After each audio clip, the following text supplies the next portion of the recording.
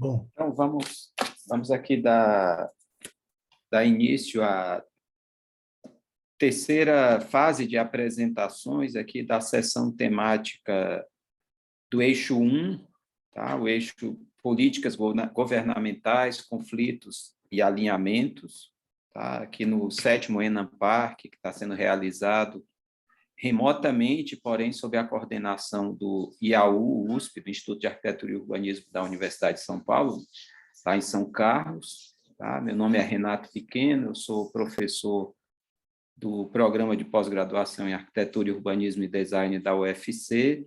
Eu vou estar aqui nessa tarde coordenando essa sessão e contando aqui com o apoio do Leopoldo.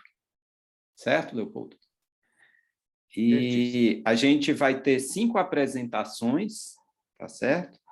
Acho que eu vou colocando o nome de cada apresentação a cada trabalho, talvez seja mais fácil assim, tá? Cada apresentação conta com 15 minutos, tá? Eu posso estar avisando quando estiver faltando 2 minutos, eu aviso para que quem estiver apresentando procure finalizar, procure se encaminhar para as conclusões. A gente só tem aqui 2 horas para a apresentação e eu acho que seria muito importante a gente garantir um tempo para que houvesse algum debate, que a gente pudesse ter alguma troca aqui nessas apresentações, que é o mais interessante aqui na condução e quando a gente apresenta, né, um trabalho numa sessão temática. Tá certo? Então, a gente vai dar início aqui com a apresentação do trabalho intitulado Urbanização de Assentamentos Precários em Áreas de Proteção Permanente, considerações sobre a experiência do Cantinho do Céu como potencial replicável. O trabalho vai ser apresentado pelo professor Altimar Cipriano, né? Ele é um trabalho realizado pelo Altimar em parceria com a sua orientadora, né? Vera Santana Luz, da PUCamp, da PUC de Campinas, do Programa de Pós-Graduação em Arquitetura e Urbanismo da PUC. Tá certo? É isso mesmo. Então, Altimar, estamos de volta, né? Outro dia nós nos encontramos no seminário da PUCamp, também remotamente. Foi isso mesmo. Então, a gente está aqui ansioso para saber o quanto sua pesquisa avançou. Então, o seu tempo está começando a rodar. Ok. Altimar, obrigado. Altimar, uma sugestão, se quiser colocar um cronômetro no seu celular para você eu ficar de olho. já estou fazendo isso. Beleza, desculpa. Muito obrigado, Leopoldo. Eu estou fazendo isso e, bem, eu quero iniciar agradecendo a recepção tanto do Luiz Renato quanto do Leopoldo e a presença de todos aqui. Bom, vou tentar cumprir aí o nosso horário o máximo possível. O título já foi apresentado, portanto, a discussão vai se dar a partir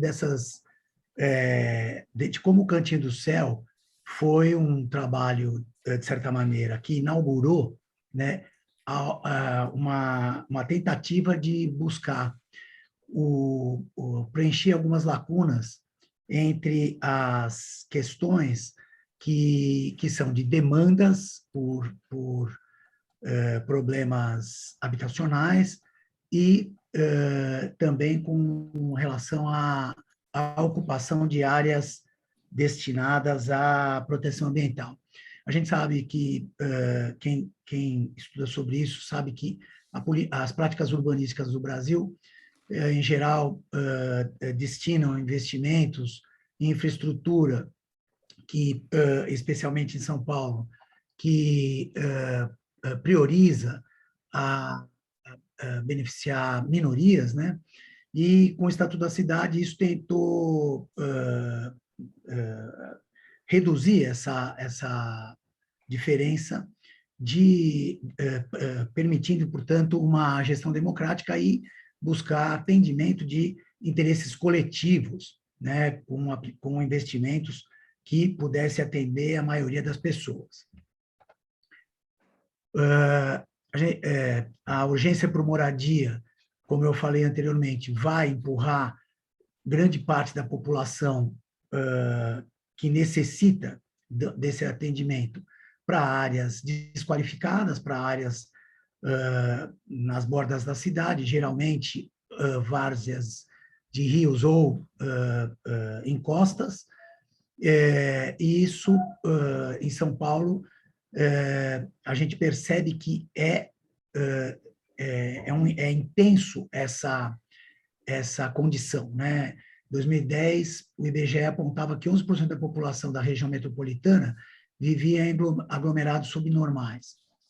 Em 2016, mais de 800 mil domicílios são objetos, ou deveriam ser objetos de intervenção, sendo que 360 mil novas unidades habitacionais deveriam atender a essa demanda, né?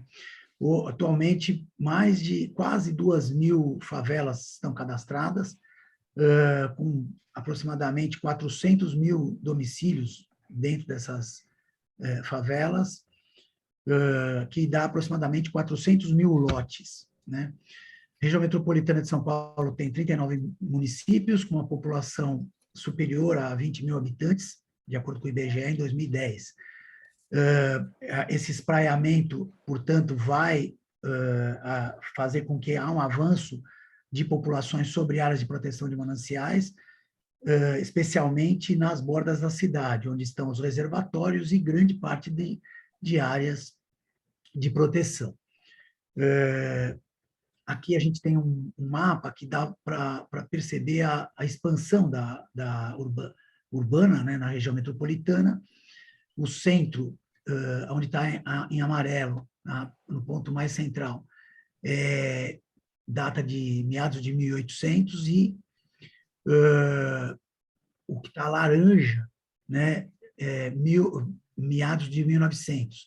Após a Segunda Guerra Mundial, a gente já tem aqui toda essa consolidação de área vermelha, indo para laranja, perdão, indo para o vermelho mais acentuado a partir dos anos 1970. Bem, há uma discussão, então, sobre a colisão ou eventual colisão de direitos, em que, a partir do Estatuto da Cidade, busca-se o direito à cidade, portanto, o direito à habitação, e, ao mesmo tempo, também como um direito constitucional, o direito a uma cidade sustentável. O Cantinho do Céu, ele procura, então, trabalhar nessas lacunas, onde há possibilidades de buscar uma condição de pessoas morando em áreas de proteção, e, ao mesmo tempo, com uma condição de habitabilidade do lugar, né? Uma vez que a região, antes da intervenção, ela tinha problemas de acessos, problemas de poluição, né? Água carreada pela chuva para dentro da represa. Bom, aqui, então, nós temos uma condição, né, para que as pessoas entendam onde está o Cantinho do Céu, né? Nós temos o estado de São Paulo, a cidade de São Paulo no mapa 2, ali, anotada. No mapa 3, a região metropolitana, portanto, os municípios no entorno da cidade de São Paulo, e aqui no centro, dá para se perceber a parte mais central da cidade, né? E ao sul, perdão, os reservatórios. No mapa 4, a cidade de São Paulo, com os reservatórios Billings e Guarapiranga ao sul, e no mapa 5, o Cantinho do Céu, inserido aqui na região da represa Billings, né? Bom, os mananciais, então, eles começaram são de interesse e de importância para a cidade, portanto, a partir dos anos 1970, também começou a ser objeto de atenção pela legislação, né, para se proteger esses territórios, né, tanto como um valor ambiental, estratégico e de interesse metropolitano. Então, algumas leis foram criadas, a Lei de Proteção de Mananciais e tal, buscando a manutenção desses espaços, né. Os loteamentos clandestinos, eles acabam sendo constituídos, né, por diversas razões aí legais e por dificuldade de se criar esses e de se manter essas condições de fiscalização. A lei de mananciais, ela também dificulta a implementação de infraestruturas nesses loteamentos. Portanto, ela, ao mesmo tempo que ela é uma lei que procura proteger, ela também dificulta a instalação, a implantação de infraestruturas. O projeto do Boldarini, portanto, que é o projeto do Cantinho do Céu, ele, mediante já uma primeira aproximação lá no programa Guarapiranga, que vai enunciar que as infraestruturas existentes têm uma importância, né? O projeto do Boldarini, em resposta a uma ação civil pública, né, vai, então, juntar em 3 loteamentos que estão irregulares uma condição de criar infraestruturas numa área que, teoricamente, a lei não permitia, né? Então, é uma área grande, de 154 hectares, com 27 mil habitantes, ou um pouco acima disso, e com 8 mil famílias.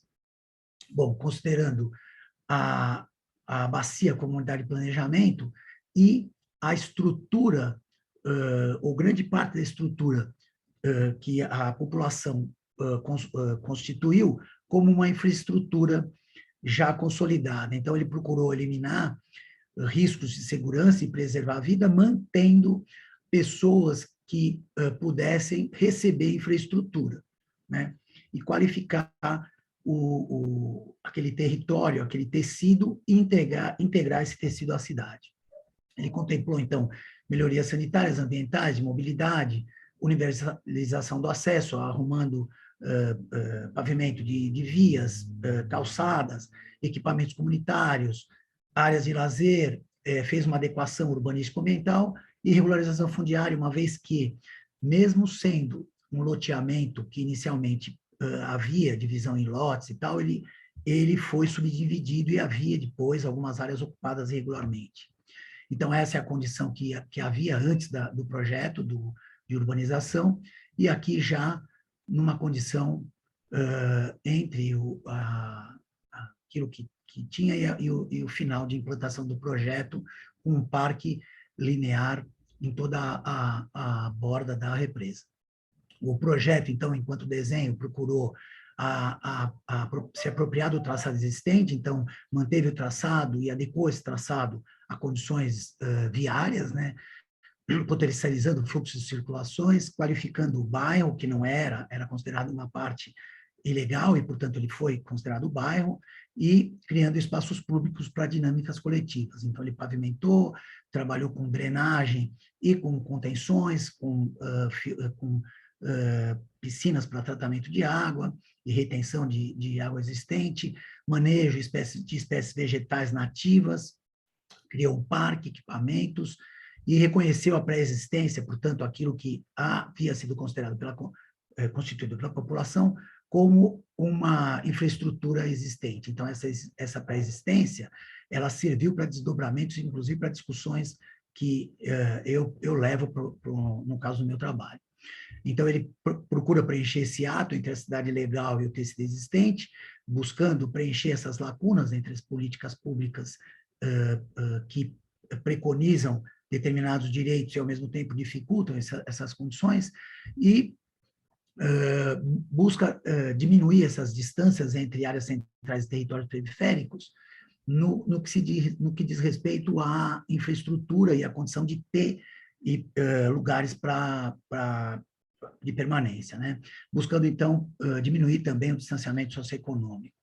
O Aricanduva, né, a área do Aricanduva, a bacia do Aricanduva, que é um importante rio afluente do Rio Tietê, tem uma predominância de estratos de classe média e baixa.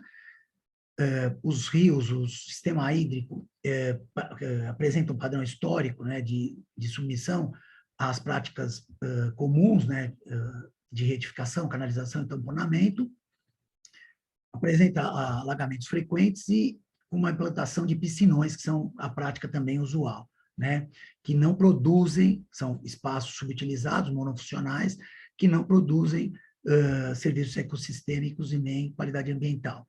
Tem uma diversidade de uso naquele território e tem um padrão similar que acontece nos corredores de fundo e vale da cidade. Por outro lado, ela tem muitas potencialidades, porque apresenta uma unidade de conservação, uma área de preservação permanente, pode se tornar um catalisador, um indutor de sistemas de infraestruturas verdes, né, com criação de parques lineares, caminhos e conexões, fazendo um pacto entre infraestruturas verdes e azul e cinza. Tem uma impermeabilidade intensa, muito mais ajusante, próximo da foz, ali do Aricanduva, perto do rio Tietê, e tem com potencialidade também algumas ações previstas nos planos regionais, como mobilidade, microdrenagem, manejo de áreas verdes, recuperações de córrego, tratamento paisagístico. Portanto, há um paralelo muito, vamos dizer assim, claro, para que a gente possa traçar entre o Cantinho do Céu e os afluentes do Aricanduva, né, por serem zonas periféricas, por terem população segregadas, por terem ocupações precárias, por apresentarem a falta de ou deficiência de infraestrutura urbana, acesso, mobilidade, segurança e drenagem. Aqui, então, nós temos um mapa do território da bacia do rio Aricanduva, que é esse território todo traçado em azul, maior, aqui um azul claro, né? No número 1 e no número 2, nós temos as bacias do Rapadura e do Caguaçu. O 1, bem ajusante, quase na foz, aqui junto ao rio Tietê. E o 2, quase no limite do município, entre o município de São Paulo e Mauá. Bom, dá para a gente ver, então, aquilo que eu estava dizendo, que tanto o Córrego Caguaçu quanto o Rapadura podem se constituir em elementos indutores dessa infraestrutura, né, de catalisar essa infraestrutura verde e azul, e as condições que eles apresentam hoje são as seguintes. Aqui é o rio Aricanduva e a Avenida Aricanduva, próximo da foz do rio Tietê. Este é o Rapadura, portanto, bem próximo também ali desta parte do Aricanduva, nesta condição, mostrando sua intensa ocupação. E aqui o Córrego Caguaçu, mais a montante, portanto, lá quase na cabeceira do Aricanduva, próximo de Mauá. Tanto um quanto o outro, os dois córregos estão estamponados, ou grande parte deles, o Rapadura tem um pedaço tamponado, mas eles estão a céu aberto e apresentam, no caso do Caguaçu, uma margem, uma área que ainda poderia ser reconstituída como vegetação ciliar ou vegetação ripária, né? E aqui nós temos, esse já está um pouco mais precário, mais canalizado ou ocupado nas suas margens. Então, a proposta de renaturalização do Caguaçu e do Rapadura busca, então, estruturar um sistema de espaços livres e verdes, pode ser multiescalar, partindo da escala local para a escala da bacia do Aricanduva, buscando trabalhar com espaços públicos, ocupação diversificadas, porque nós temos APAs, né, manter o curso natural, restaurar a mata ciliar, portanto, tentar destamponar, criar esse pacto entre habitação e meio ambiente, como foi lá no Cantinho do Céu, buscar uma convivência urbana com o sistema hídrico, para que haja, então, um desfrute da paisagem e de proteção, das áreas de proteção ambiental, e trazer os moradores como agentes. Tudo isso, então, são pactos que eu já havia falado lá anteriormente, que houve no Cantinho do Céu, que nós poderíamos trazer, então, para o Rapadura. Então, como o Cantinho do Céu foi um projeto estruturador de requalificação urbanístico-ambiental, essa potencialidade a gente vê que dá para ser ampliado de forma sistêmica, criando esse pacto coletivo entre população, poder público e ambiente natural, buscando, então, criar essa condição para melhorar a situação desses territórios. Quero agradecer a CAPES, que participou como uma parte de financiamento da Bolsa. Aqui estão, então, as minhas referências. Muito obrigado e passei 1 minutinho, desculpe. Tranquilo, Altimar. Do tempo. Tranquilo. A gente vai deixar para fazer os comentários, abrir para o debate quando todos os trabalhos tiverem sido apresentados. Tá certo? Parabéns aí pela apresentação. E a gente chama agora a Júlia Silveira, né, que ela está aqui presente.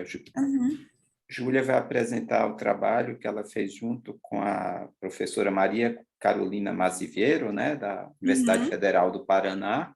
Isso mesmo. Trabalho intitulado Mapeando Irregularidades, Contribuições do TTC para Políticas de Regularização Fundiária. Perfeito. Tá bom? Eu não estou conseguindo compartilhar. Ah, não, mentira, agora já achei o botão. Deixa um segundo.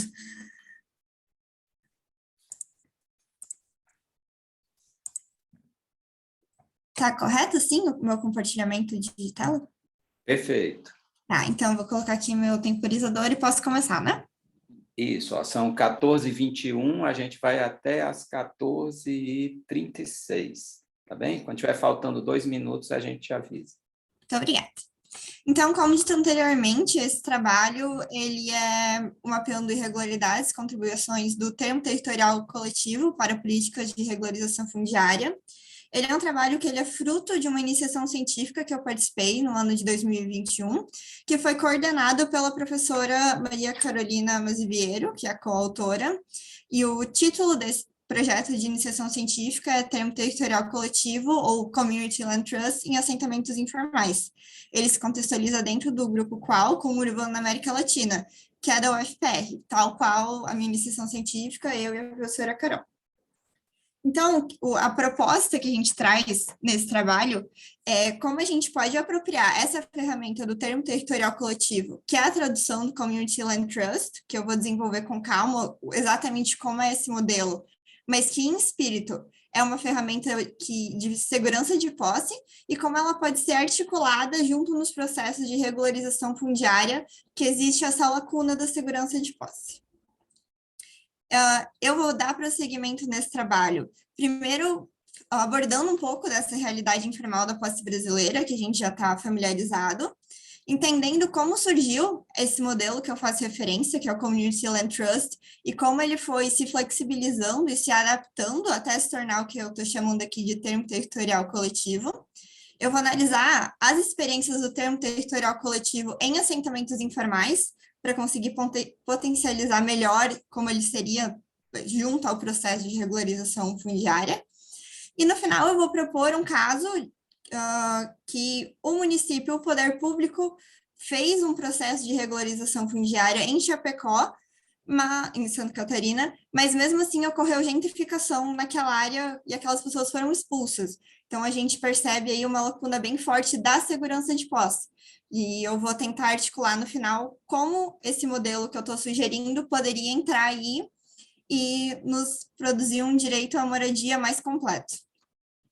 E pensar em como pode ser instrumentalizado no geral. Então, primeiro começando a falar um pouco da realidade informal da posse brasileira, que faz bastante, conversa e dialoga bastante com o trabalho anteriormente apresentado. A gente sabe que os aglomerados subnormais, como o BGE cita, existem muitos no Brasil, e que pela quantidade de regulações, tanto fundiária quanto do edifício, a maior parte das pessoas, os brasileiros, vivem em sistemas paralegais, semi-legais, quase legais. Mas os instrumentos que a gente tem no Estatuto da Cidade, do nosso arcabouço jurídico brasileiro, normalmente eles não lidam da mesma forma com todas as maneiras de informalidade habitacional. E a gente sabe que quando tem essa associação da informalidade com a precariedade, os nossos instrumentos, o nosso sistema jurídico não parece funcionar propriamente de uma forma ideal de como a gente queria.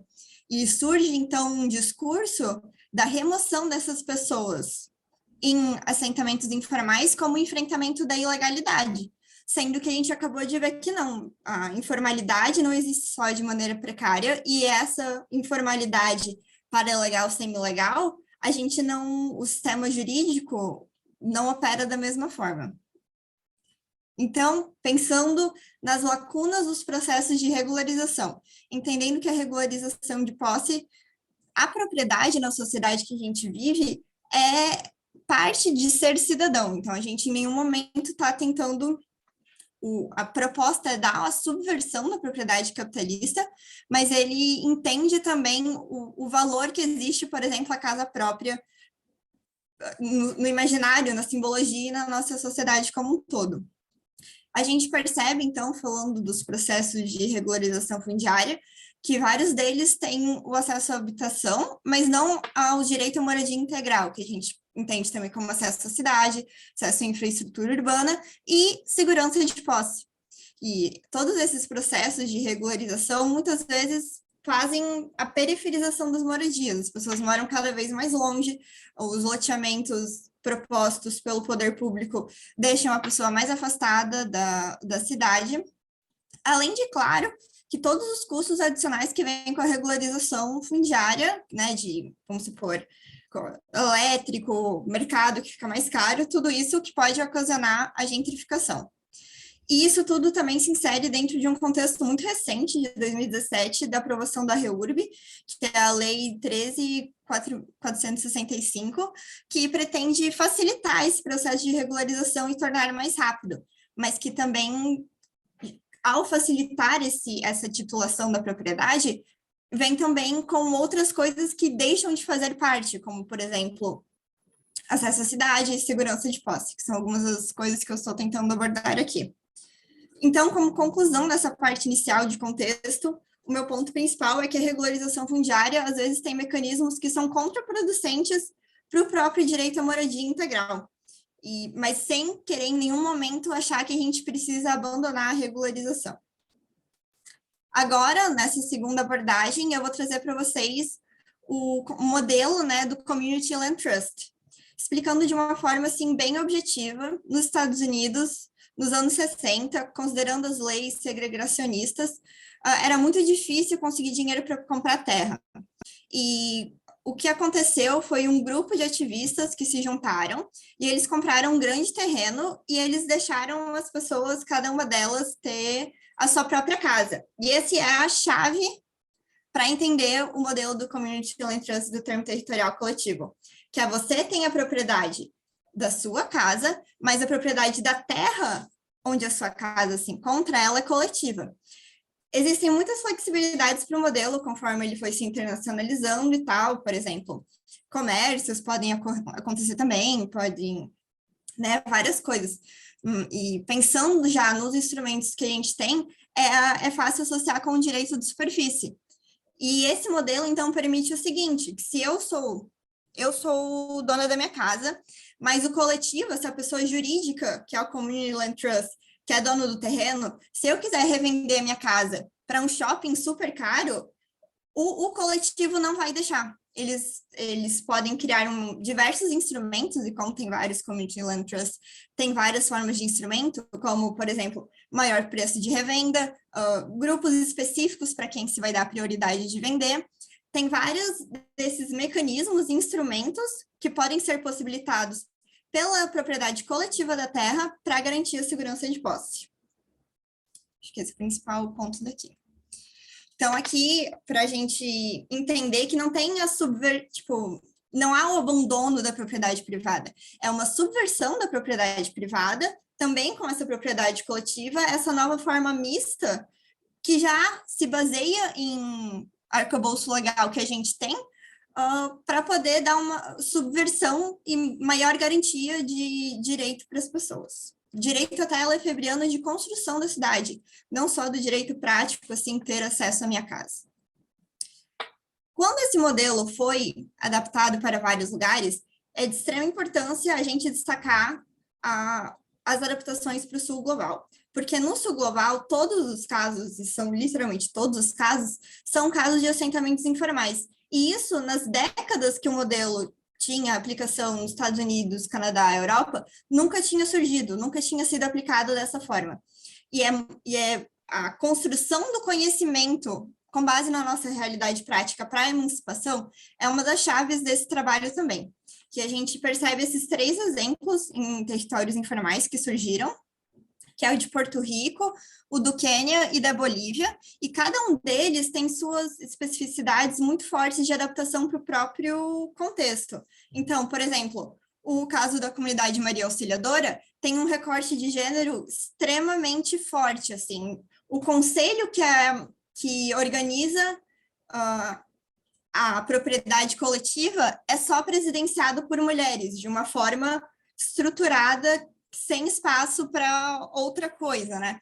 Todas as casas são em nome de mulheres. Não é possibilitado bebida alcoólica dentro da comunidade Maria Auxiliadora, por todo um contexto daquele lugar, daquela comunidade que já existia em um assentamento informal.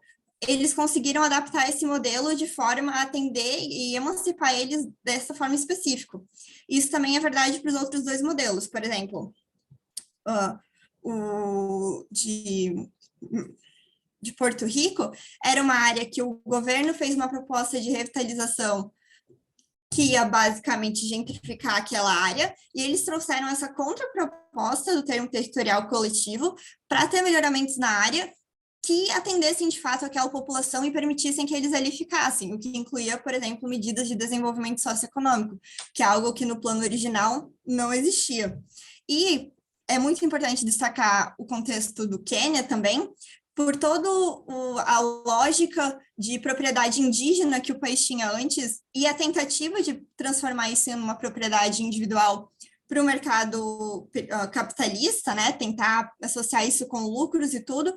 E foi essa alternativa que permitiu o recolhimento de impostos, que era algo importante para o governo, mas ainda respeitar a parte da estrutura rica de como coletivamente eles se organizavam.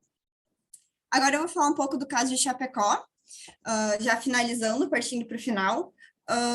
O caso de Chapecó explicita para mim de como mesmo com a vontade do poder público e mesmo com um arcabouço jurídico rico que a gente tem, considerando o Estatuto da Cidade, a nossa Constituição de 88, mesmo assim, a forma como operacionalmente as coisas são feitas ainda abre lacunas para as pessoas ficarem sem proteção, sem segurança de posse.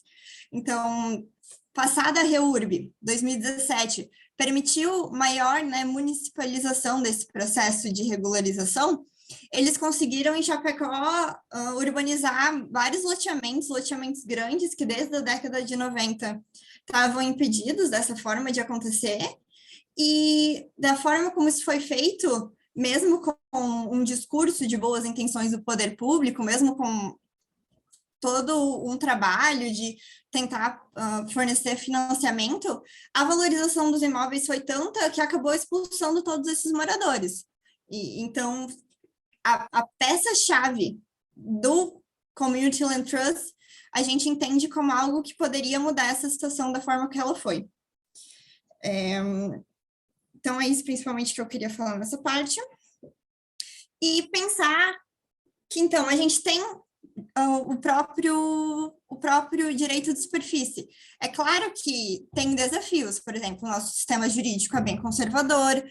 Nesses casos onde eu estou falando de regularização de posse, precisa primeiro ter o acesso à compra desse terreno, que às vezes é muito complexo, ou são comunidades que doam o terreno para ser coletivo, né? Cada um tem o seu terreno e faz essa doação para a pessoa jurídica compartilhada. Então, essa parte o empecilho da regularização fundiária, que vem antes do termo territorial coletivo, que é uma ferramenta complementar, é só alguns dos desafios que a gente com certeza percebe aí. E tem 2 minutos, Júlia. 2 minutos, tá? Beleza. Aí eu estou falando sem negócio.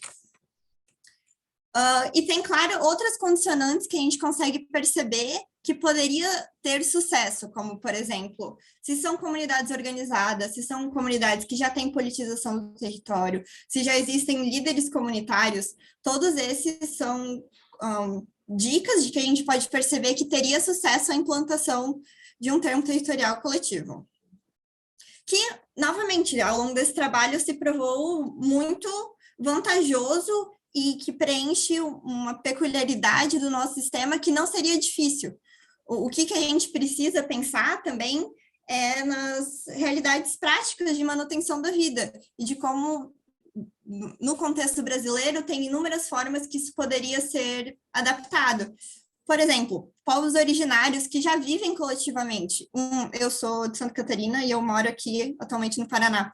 A gente tem os povos dos faxinalenses. Eles usam um modelo que é basicamente como se fosse um termo territorial coletivo. Todos eles compartilham de extrativismo vegetal, de criação de porcos, num terreno que é de todos eles, e cada um tem uma casa. E eles vivem numa luta jurídica muito exaustiva para poder validar esse modelo dele.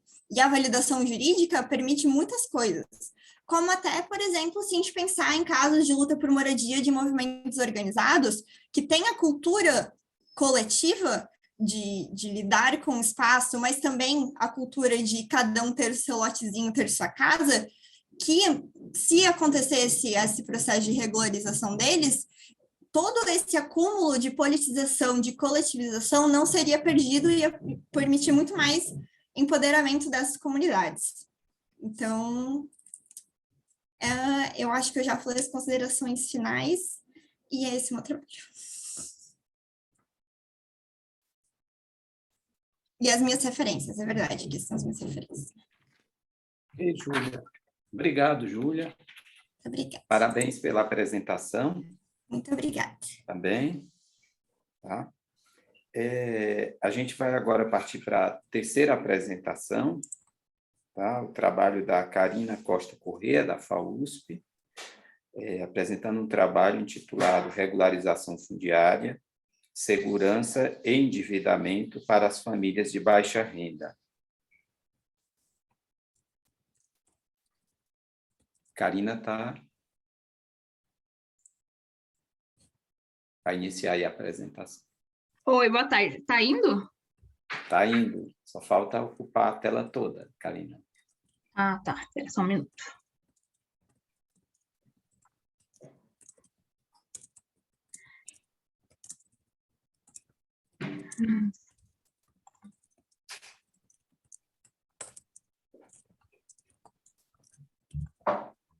Oi? Quero Ou não? visual. Pronto, acho que aí tá bom. Tá bom?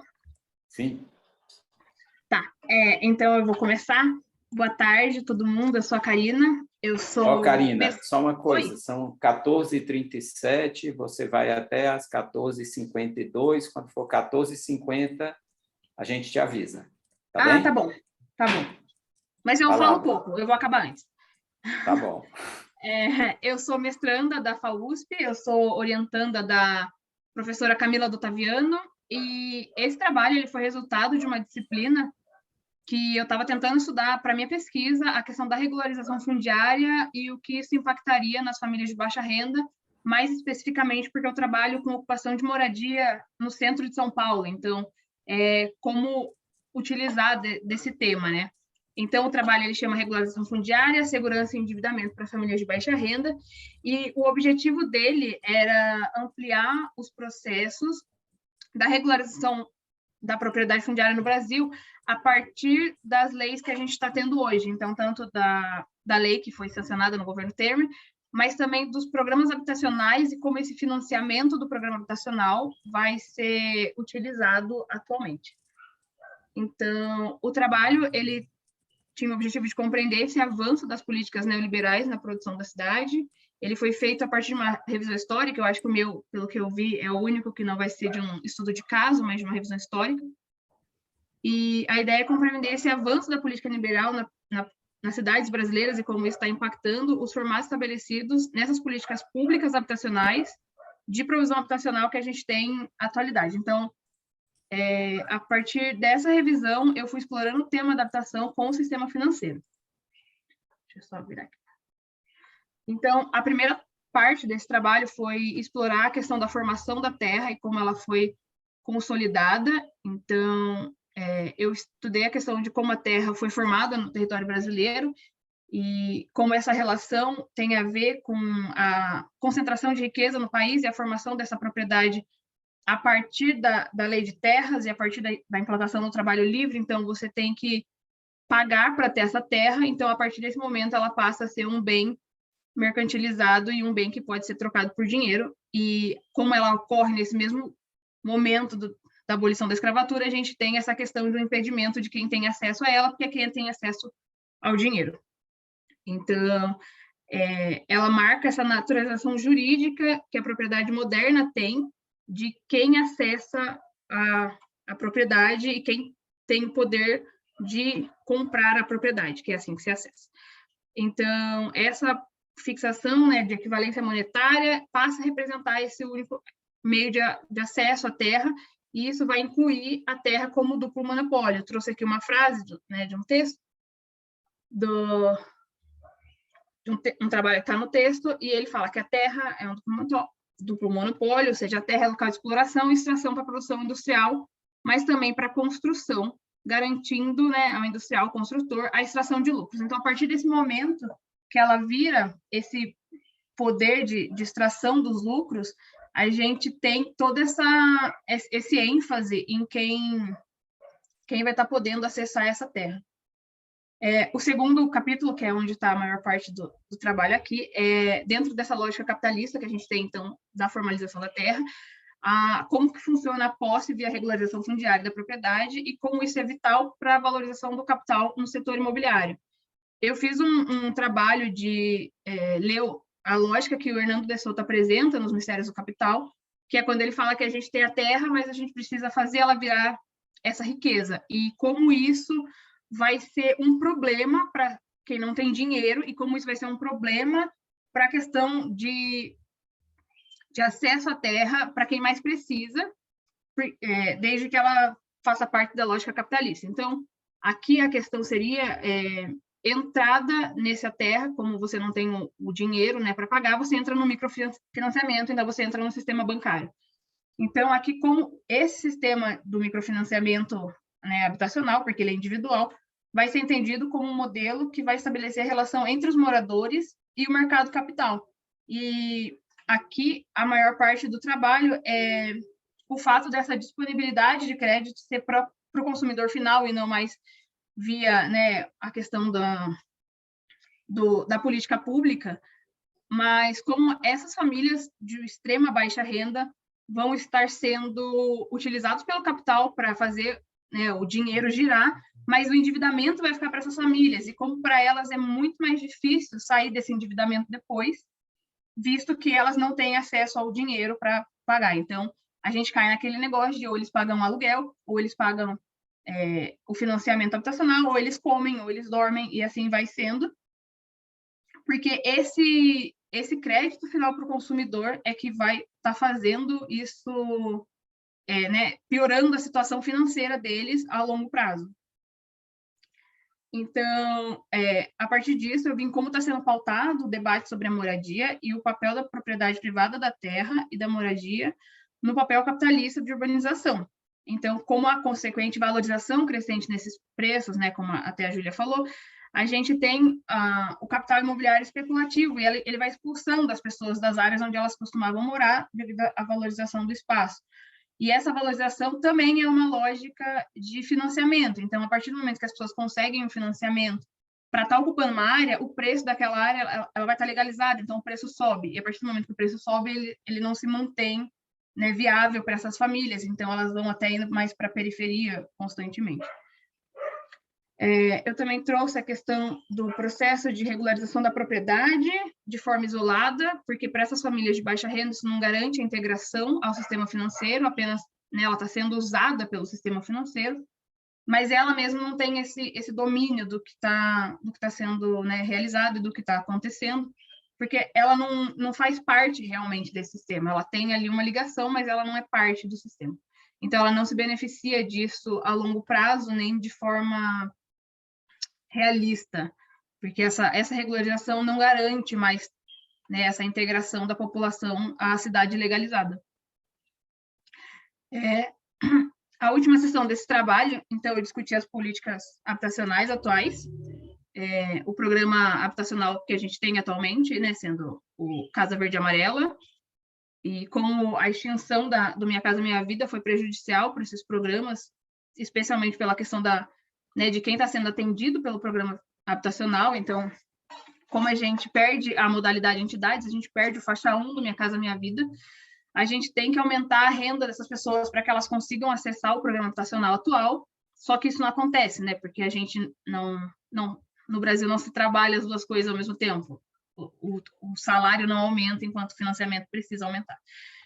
E também na questão da lei instituída no governo Temer, de regularização, que você tem as áreas onde não seriam possíveis habitar, agora são habitadas e são, inclusive, financiadas pelo programa habitacional do Casa Verde e Amarelo, e aí essas pessoas passam a ocupar espaços cada vez mais precarizados para que sobre, né, para o mercado imobiliário estar explorando dentro da cidade.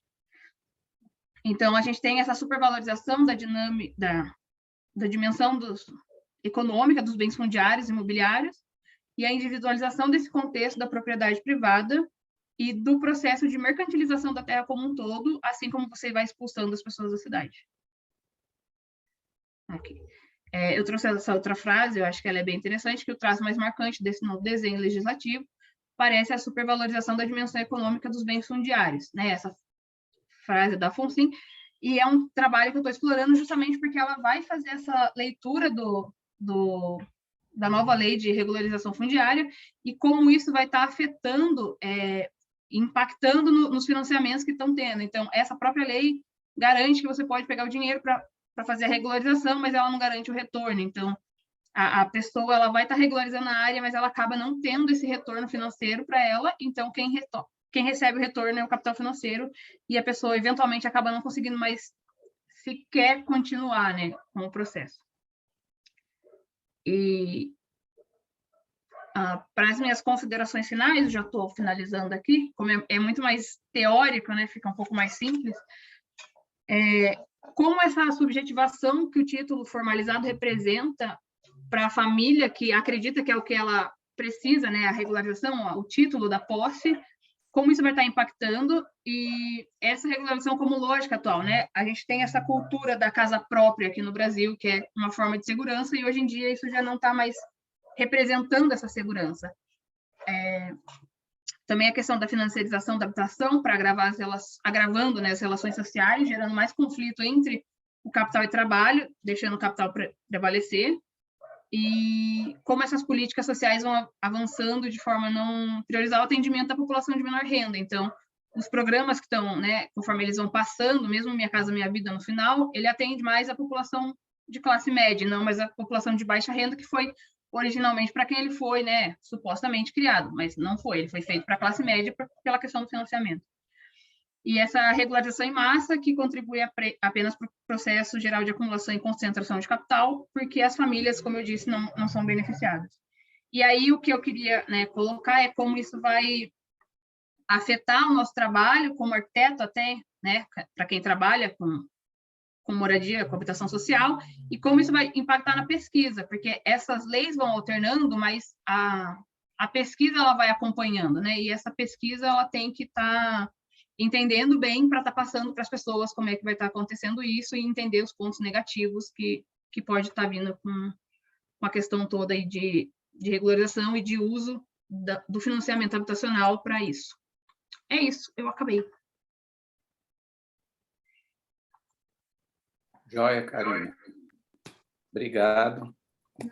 Realmente você foi... Desculpa, eu não consigo falar muito. Não, mas foi precisa, não se preocupe. A gente vai levantar. Você vai já você vai ter tempo aqui para esclarecer alguns pontos, tá, do seu trabalho. Muito, muito interessante também a sua pesquisa de mestrado, né, orientando aqui da Camila. Agora a gente passa aqui para o quarto trabalho, tá? O trabalho chamado, acho que a Suene já chegou, né? Suene orientanda da Lisa, né? Um trabalho também em parceria com a Simone Tostes, do Instituto Federal de Minas Gerais. A Suene e a Lisa são da FAO, da UNB. Olá. Ok, Suene, boa tarde. Boa tarde. Então, a Suene agora vai apresentar um trabalho, acho que você faz parte do periférico, não é isso? Isso. Então, que é um trabalho super legal da professora Lisa. trabalho dos orientandos da professora Lisa, né? Que é um trabalho aqui intitulado Projetos de Regularização Fundiária para Habitação de Interesse Social em Áreas Ambientalmente Vulneráveis, tratando aqui da região do Córrego da Serra, no Gama, no Distrito Federal. Suene, você vai ter 15 minutos, como os demais, são 14h50. Quando for 15 horas e 3 minutos, a gente te avisa. Tá bem? bom. Vocês estão vendo minha tela já? Vamos vendo aqui, bem direitinho. Pode bom. começar. Certo. Bom, então, como já foi citado, o título do trabalho, né? Projeto de regularização fundiária para habitação de interesse social em áreas ambientalmente vulneráveis na região do Córrego da Serra. Então, como eixo temático, a gente tem aqui 3 pontos relevantes, que é a resiliência urbana, as dimensões da sustentabilidade e a regularização fundiária, como ponto principal, na região do Córrego da Serra, no Gama. Bom, esse trabalho ele apresenta um estudo acerca da resiliência urbana e os princípios da sustentabilidade e como essas proposições elas podem ser aplicadas em casos de moradias irregulares, né? Então, essas áreas ambientalmente vulneráveis dizem respeito ao estudo de caso do setor habitacional próximo à área do Córrego da Serra, na região administrativa 2 do Distrito Federal. Como objetivo geral, a gente tem a questão do desenvolver um estudo sobre a resiliência urbana a partir, para contribuir para essa discussão da regularização fundiária em periferias verdes, e aí, como objetivos específicos, estudar esse conceito da resiliência urbana e as dimensões da sustentabilidade, identificar esses conflitos socioambientais, né, que ocorrem durante esse processo da regularização, e identificar como a desigualdade social se relaciona com esse processo de ocupação de áreas sensíveis. Então, como metodologia, a gente teve, durante a disciplina, né, de ensaio teórico para a elaboração desse estudo, o diagnóstico da área, a construção, né, desse referencial teórico, levantamento de dados acerca dessa temática, né, o processo participativo, que envolve a população por meio de um questionário, e análise e conclusão dos resultados. Então, a gente tem um relatório de impacto ambiental, né, realizado pela TerraCap, do Distrito Federal, em 2012, que fez um levantamento de aproximadamente 160 moradias informais, né, parte passível de regularização e parte não passível, onde a gente tem aqui no mapa de áreas vermelhas, né, marcado as áreas que poderiam ser regularizadas e desconsiderando todas as outras moradias. Então, a gente tem a regularização urbana, né, como uma das questões mais relevantes para esse processo de urbanização das cidades, né? E aí, quando a gente trata da regularização fundiária em áreas sensíveis, a gente tem diversos conflitos socioambientais, né? Então, a grande questão é identificar como conciliar esses conflitos, né, para essa proposta de regularização mais sustentável.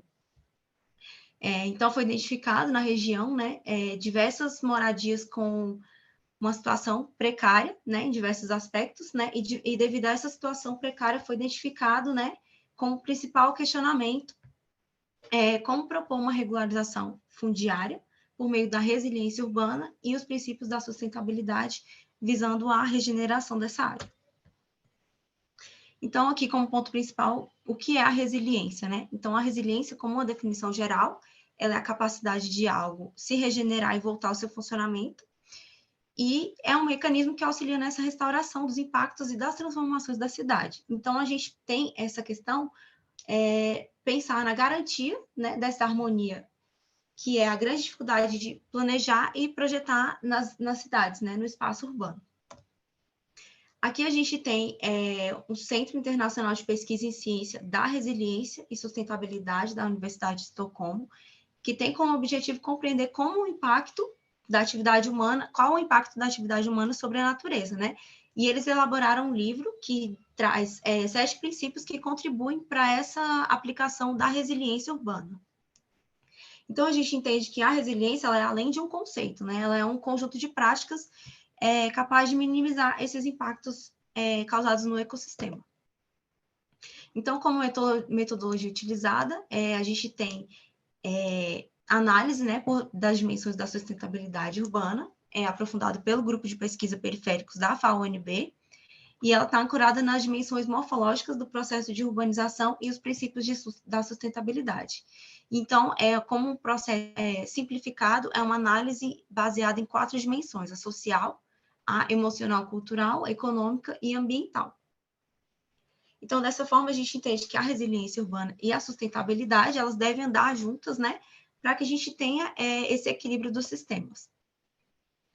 Como conflitos socioambientais, a gente tem a questão da garantia da moradia, né, para pessoas que não possuem a sua casa própria, e o direito de conservação ambiental, né, dos espaços sensíveis. Então, são conflitos que se desdobram, né, nas divergências das flexibilizações das leis, e a gente tem aqui, como exemplo, 4 legislações, né, leis e resoluções que trazem certas flexibilizações para que essa regularização possa acontecer em áreas vulneráveis. Então, ela precisa considerar a regularização dessas áreas, né, com base na flexibilização das normativas, principalmente quando se tem isso expresso, dessa forma incorporar as infraestruturas verdes para enfatizar esse planejamento e a ocupação urbana, e também deve ser feito em conjunto com a população, que é o principal agente mantenedor dessas áreas.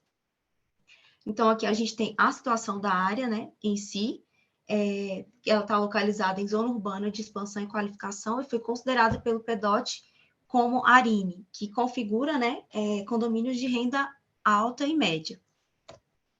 Então, aqui a gente tem só um comparativo de 2 áreas do Distrito Federal que são consideradas como ARINE, mas a gente vê a disparidade, tanto arquitetônica quanto de classes, né, onde a gente tem no Jardim Botânico um gráfico de salários mínimos que ultrapassa 20 salários mínimos, e sendo que no Gama, na mesma região, a gente não tem nem esse dado no gráfico. Então, fica constatada essa situação de ocupação. Ela não acontece só com classes específicas, né, classes sociais específicas, né, o que difere é a forma com que o governo e a administração pública trata essa situação, né, e é o que foi evidenciado, esse tratamento, na questão das moradias dentro do parque urbano. Aqui a gente tem uma reportagem onde a população de baixa renda sofreu várias ações legais de despejo durante o governo do Ibanez Rocha, durante a pandemia. Então, a gente tem a principal reflexão de que é fundamental essa regularização das moradias, né? E essa concessão, ela passa além de uma concessão de lotes cadastral, mas também uma garantia de qualidade de vida e de saúde dessas famílias. Então, a participação popular, aqui no que tange a participação popular, ela é um mecanismo de forte atuação, né? E ainda é citado no artigo 43 do Estatuto da Cidade, e a aplicação do questionário, ela faz parte dessa metodologia desenvolvida por Andrade, e foi uma ferramenta importante para obter um entendimento mais aproximado da realidade desse local.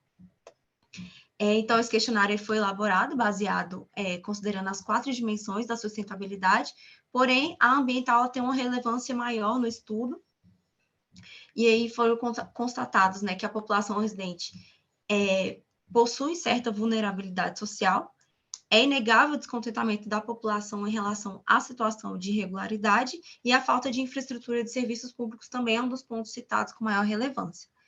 Então, como foi possível constatar, existe a vontade da população de ter a regularização, porém não tem uma iniciativa sobre a preservação ambiental.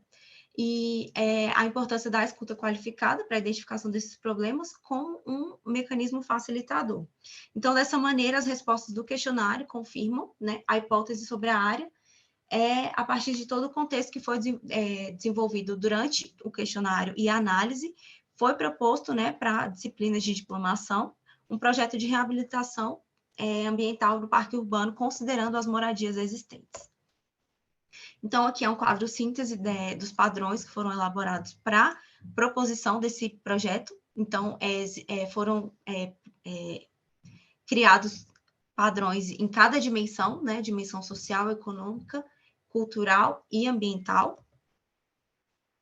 E aqui, como pontos finais, né, seria possível propor a regularização fundiária por meio da resiliência urbana, visando a regeneração dessa área. Então, como fechamento do contexto geral, diante dessa demanda de regularização, pode-se concluir que é possível aplicar a resiliência urbana e a sustentabilidade nos processos de regularização, particularmente quando a gente utiliza alguns daqueles conceitos da resiliência, né? Que é a promoção da compreensão dos sistemas, o encorajamento ao aprendizado acerca da área, o incentivo da participação popular e a promoção de sistemas de governança descentralizados, né? Entretanto, é preciso repensar esse processo de regularização e reconhecer que essa forma tradicional que acontece, ela não considera vários fatores importantes para a manutenção e a preservação dessas áreas, né?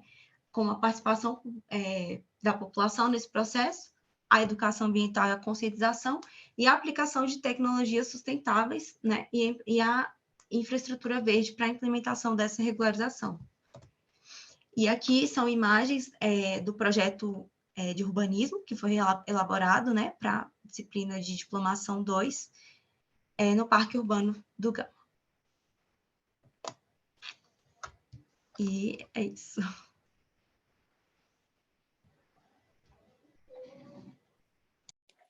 Ok, Suene, parabéns também pela apresentação, por ter conseguido. Deixou aí uns minutinhos também para voltar e fazer alguns esclarecimentos que a gente possa vir Certo. a sugerir, tá bem? Tudo E certo. agora a gente vai passar para o quinto trabalho, o trabalho da Marcela Santos. Marcela, eu já vi que ela está aqui presente. O trabalho da Marcela intitulado Construindo a Favela, a incidência de políticas públicas fortalezenses na urbanização do Pirambu. Marcela Monteiro Santos, da UFC. Boa tarde, Marcela. Oi, boa tarde, professor. Vocês estão conseguindo ver direitinho? Pode colocar. Bem direitinho. Pronto, perfeito. Então, eu vou começar, né? Eu sou Marcela, sou mestranda do programa de pós-graduação em Arquitetura, Urbanismo e Design da UFC, né? Universidade Federal do Ceará. É importante ressaltar que esse artigo, né? Ele parte de um artigo que eu iniciei na disciplina de planejamento urbano e políticas habitacionais, e ele procura, aí já iniciando, né, efetivamente em relação ao conteúdo, né, ele procura analisar, né, a partir das intervenções em uma das maiores favelas que tem no Brasil, o Pirambu, como as políticas locais, as políticas na verdade, as políticas urbanas construídas para a cidade, né, e que tem incidência no território, elas são, de certa forma, um paradigma para a construção do espaço urbano fortalezense como um todo, certo? Então, é isso, né? O artigo ele procura fazer essa análise, e para isso vou trazer 3 diferentes tempos que a gente consegue observar um pouco que marca esse processo de urbanização da cidade, assim como do território do Pirambu, certo? Trazer isso a partir dos projetos, das ações, das políticas urbanas e como elas contribuem para a conformação desse espaço, né? Ressaltando essa questão, né, de que esse espaço ele também é formado a partir da incidência dessas ações de projetos da política urbana da cidade, né? E que é isso, né? Não é só uma ausência do poder público, né? O poder público também promove a construção desses espaços a partir das ações e políticas realizadas. E aí, para isso, eu vou trazer 3 diferentes momentos. O primeiro momento, né, eu acho que é importante contextualizar, que é o próprio crescimento do Pirambu, que o surgimento do Pirambu, né, muito em acordo com esse processo de urbanização e crescimento da cidade de Fortaleza, marcado por esse processo, né, de industrialização com baixos salários, que gera essa urbanização com baixos salários, né, como a própria Maricato traz, e que, no caso de Fortaleza, existe uma questão a mais, que é a seca que tem no sertão. Então, esse crescimento explosivo, né, da população na capital, ela vai acontecer de uma forma muito intensa em determinados momentos, né, quando isso acontece. Então, a gente tem 1930, 1950, e aí é onde surge o Pirambu, né? As origens dessa comunidade, dessa favela, data dessa época e formada e construída, né? E iniciada, assim, dentro de um espaço, a partir de um local, né? De um território onde as pessoas eram mantidas para não acessar as áreas centrais da cidade, né? Que aí eles, assim, é colocado esses espaços como currais do governo, ou os próprios campos de concentração que são chamados, que existiam nas cidades do Ceará, né? Que não teve só aqui em Fortaleza, mas essa contenção da população pobre e imigrante, né? Que queria migrar desses interiores, sair desses espaços de seca e ir para a capital, procurando ver essa melhor condição de vida a partir desses espaços. Então, ela é mantida em determinadas áreas da cidade. E um desses locais é ali o Campo do Urubu, né? Que é ali onde tem o Pirambu, e, enfim, cresce nessa área, certo? E aí a gente tem, né, como essas políticas públicas, segundo Silva, né, produziam um discurso com saberes empenhados em isolar os migrantes, com a finalidade de tranquilizar, na medida do possível, a cidade que se incomodava com a pobreza. Então, aí a gente tem esse crescimento inicial do Pirambu, esse nascimento, né, e crescimento inicial. Dentro desse contexto, a gente pode compreender já esse processo de segregação que a cidade tem de uma forma que é também física, né? É uma segregação da população mais pobre em determinados locais, mas também localizado nesse território, onde impede de acessar outros locais da cidade, certo? E aí é importante destacar que nesse crescimento, a população de maior poder aquisitivo que vivia nessa área do centro de Jacarecanga começa a migrar no sentido contrário, nas regiões do Meireles, Aldeota, né? Esses outros bairros atuais, né? Que também são bairros onde a população de maior renda está concentrada também. Então, a população, enquanto o Pirambu vai crescendo, a população vai migrando nesse sentido oeste-leste, né? Desse centro para a região leste da cidade. A partir disso, né, então a gente tem essa conformação da cidade, isso é importante trazer como essa segregação ela começa e ela vai ampliando, a população vai crescendo, né, a população do Pirambu, até porque essa área é a área onde vão se concentrar um setor industrial importante da cidade. E aí a gente começa a ter alguns projetos nesse contexto de higienização, rodoviarista, e aí a gente tem, né, como Monteiro, meu sobrenome também é Monteiro, mas não sou eu, como Monteiro, a Sandra, né? Ela diz a urbanização causada pelas migrações e continuada pela urbanização, né, combina com esse espraiamento do Pirambu, né? Nessa área toda aqui, né, que é dada como Grande Pirambu, assim, tem uma área de Zeis, que a gente vai falar mais à frente. Mas é isso, né?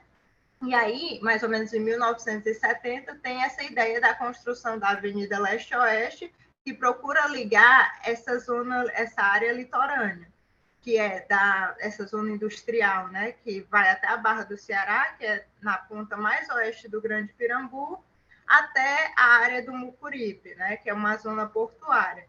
Então, é pensado nessa construção da Avenida Leste-Oeste, onde novamente Monteiro coloca a questão da Prefeitura de Fortaleza executar esse plano, ampliar esse sistema viário, aliado a um programa de remoção de favelas.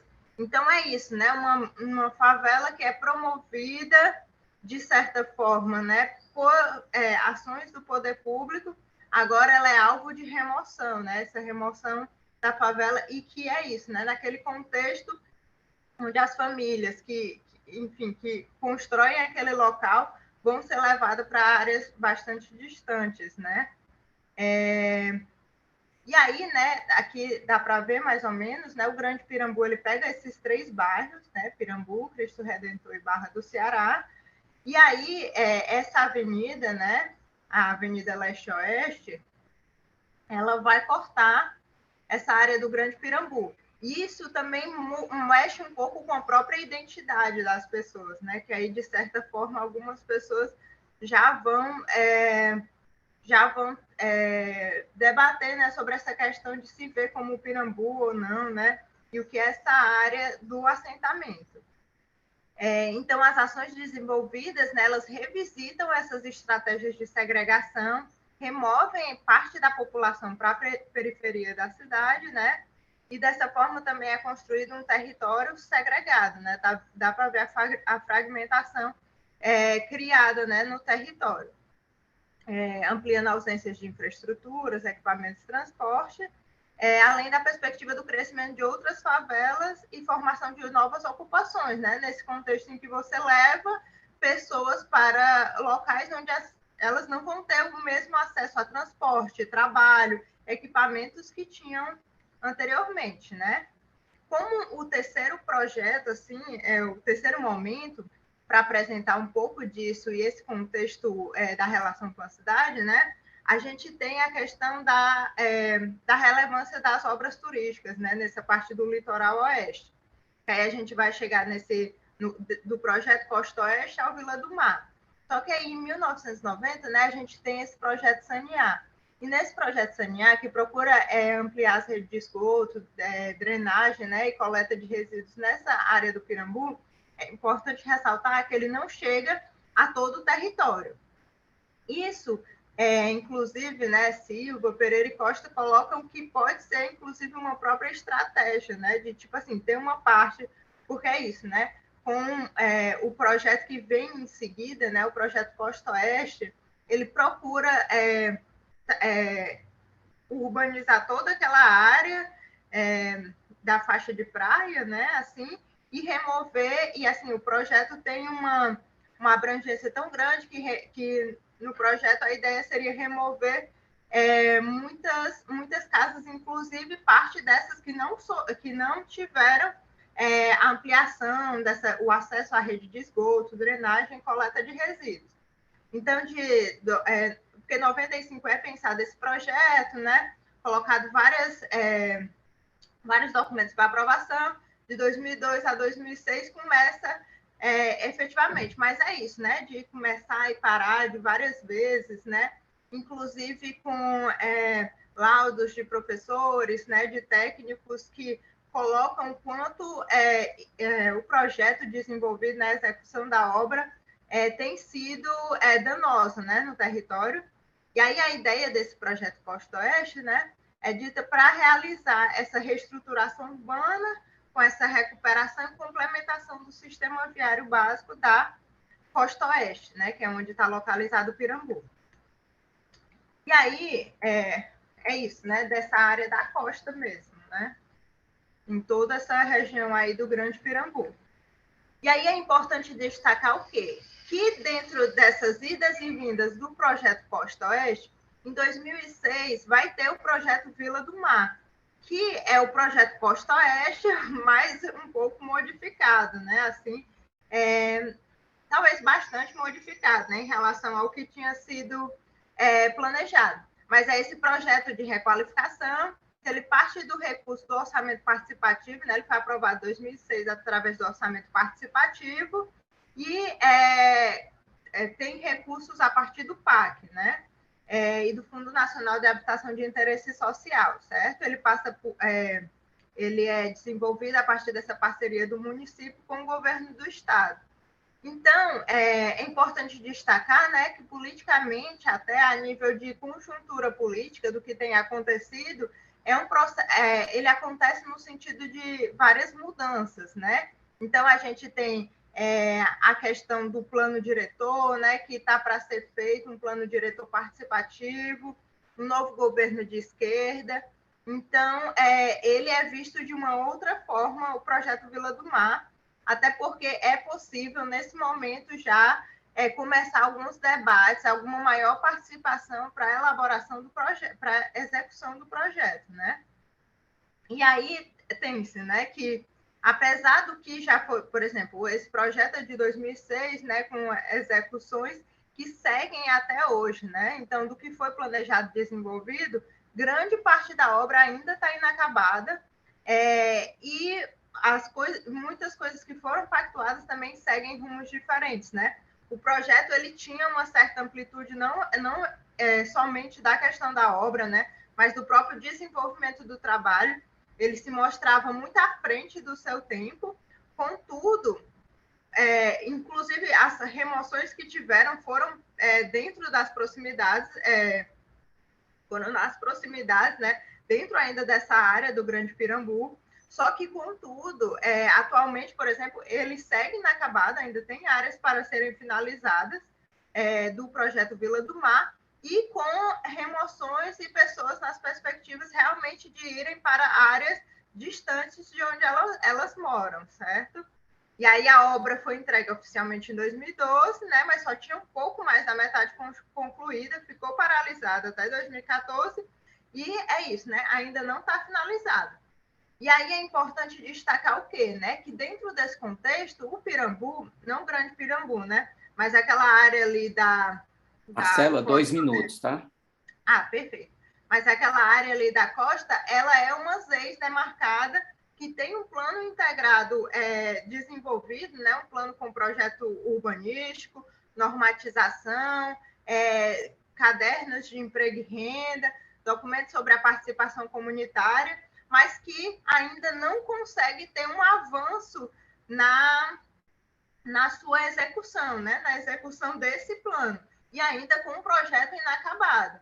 Então, assim, para finalizar, a questão que eu queria trazer aqui, né, nesse momento, era exatamente esse paralelo, né, da execução de um planejamento integrado para o território e outras ações que elas seguem acontecendo no local, sejam elas de acordo com esse plano ou não. Então, a gente tem um descompasso entre o que tem sido planejado e o que tem sido executado. E aí, dentro desse grande pacote, né, a gente tem essas ações que elas não estão articuladas, né? A partir do que a gente viu, a gente consegue observar muitas outras cidades do Brasil, né, não só de Fortaleza, nesse compasso de políticas que promovem, mesmo que ainda não tenha como objetivo, né, mas as suas ações acabam segregando a população, ao mesmo tempo que revisita várias políticas, né, anteriormente já utilizadas de remoção, onde a população ela segue para as periferias da cidade, e que essas ações de grandes obras urbanas elas aparecem muitas vezes nesse contexto de remoção também. Acho que é basicamente isso. Queria agradecer a todo mundo a atenção. Obrigada.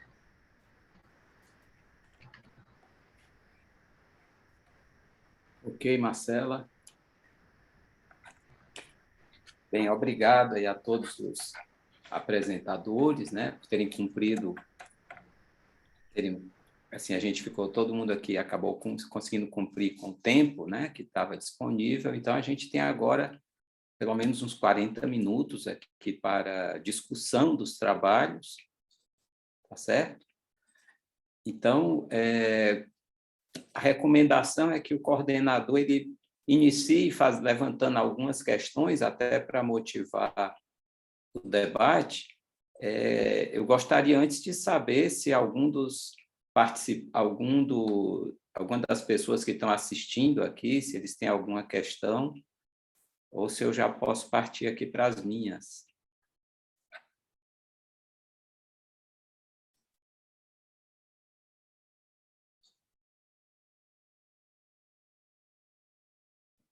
Eu posso levantar uma questão? Por favor, Leopoldo. Assim, quebra o gelo, né? Isso. Todas as apresentações são super interessantes, com muitos dados. Eu vou só fazer uma pergunta para uma delas, para deixar aberto também para outros, né? sobre a apresentação do Altimar, sobre o projeto do Cantinho do Céu e a replicabilidade do projeto, né? Deu para perceber que a sua pesquisa está com muitos dados, né? Com certeza foi difícil concentrar tudo em 15 minutos, e eu senti um pouco falta de comentar uma planta, né, do projeto do Cantinho do Céu, para comparar como era a situação e como o escritório conseguiu implementar um projeto, se teve, por exemplo, reuso de casas, ou se algumas casas foram tiradas, como reaproveitaram, como conseguiram espaços abertos, espaços públicos, né? Essa comparação para a gente perceber um pouquinho a qualidade do espaço, além de, né, você mostrou 2 fotos, eu senti falta de uma planta, e comentar um pouquinho essa planta. E, a respeito disso também, gostaria de saber como foi a contratação do escritório, se foi um concurso ou foi um convite, e como você, já que a sua pesquisa sobre a replicabilidade desse projeto, como seria, de onde viria a verba, que se a legislação deveria ser manejada para conseguir recursos, em que formato seria replicável do ponto de vista legislativo mesmo, né? Se é uma coisa fatível ou tem que se propor alguma coisa para ser fatível, né? Bom, primeiro eu quero Tem agradecer, mais? então. Altimar, vamos fazer o seguinte, perguntar Não. se tem mais alguém, que aí eu incluo também aqui as minhas perguntas, Ok. aí vocês ficam com tempo para... Pode ser? Tá. Pode, claro. Alguém tem mais alguma questão? Eu posso passar para as minhas? Como que está?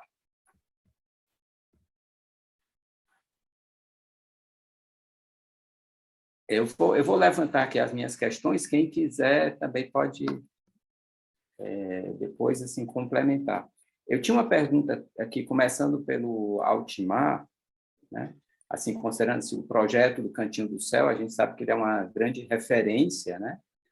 E quando você fala da questão da replicabilidade, né? Então, nessa replicabilidade, como você mostrou, a gente consegue retirar do projeto do Cantinho do Céu uma série de referências, né? Assim, um projeto é quase como uma referência de projeto bem-sucedido. E você coloca na apresentação, no texto, especialmente, né, que o projeto, a escolha do Cantinho do Céu correspondeu a uma questão da unidade territorial de planejamento, pensando na subbacia. Então, eu gostaria assim, que você desenvolvesse de que maneira um projeto que é tido como referência, ele dialoga com o entorno, considerando ali aquela área de mananciais de São Paulo, né? Assim, com tantas outras favelas, e no caso do Cantinho do Céu, é um loteamento irregular, né? São centenas que tem lá dessas áreas. Então, qual a referência que a gente tem a partir do Cantinho do Céu, considerando a integração com o entorno, considerando o projeto numa escala mais ampla, os resultados do projeto numa escala mais ampla, até para que isso te traga insumos para pesquisas lá sobre os 2 córregos, né, as 2 ocupações lá dos córregos afluentes do Aricanduva. Tá?